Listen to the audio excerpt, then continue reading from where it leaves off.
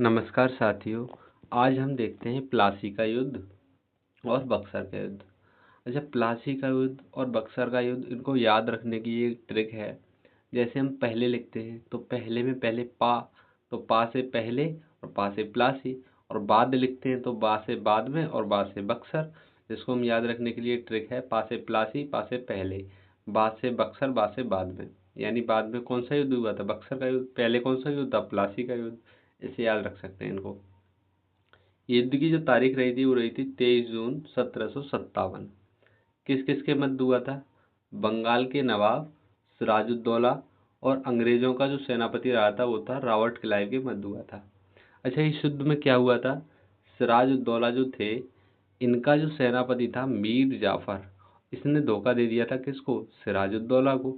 जब धोखा दे दिया था तो इसका परिणाम क्या आया था? अंग्रेजों की विजय हो गई और सिराजुद्दौला की हार हुई थी इस युद्ध में। इसकी जो विशेषता रही थी, क्या विशेषता रही थी? भारत में ब्रिटिश साम्राज्य की नींव रख गई थी। अच्छा, उसके बाद जो सेकंड युद्ध हुआ था वो था बक्सर का युद्ध। बक्सर का युद्ध की तिथि थी 22 अक्टूबर 1764। किस किस के मध्य हुआ था? बंगाल के नवाब मीर कासिम। अच्छा, मीर कासिम कौन था?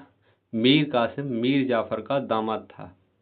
अवध के नवाब शुजा-उद-दौला तथा दिल्ली के मुगल सम्राट शाह आलम द्वितीय, यानी इतने लोग एक तरफ थे, और अंग्रेजों का जो सेनापति था वो था हेक्टर मुनरो।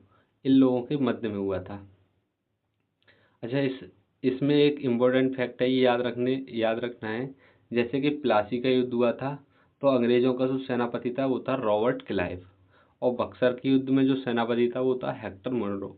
यह कई एग्जामों में पूछा गया है। अच्छा, इसका जो परिणाम क्या आया था? अंग्रेजों की विजय हो गई। इसके बाद इसकी विशेषता जो रही थी, वो विशेषता क्या थी? अंग्रेजों की भारत में वास्तविक सत्ता का स्थापित, यानी पूरी तरह भारत में अंग्रेजों का शासन हो गया था।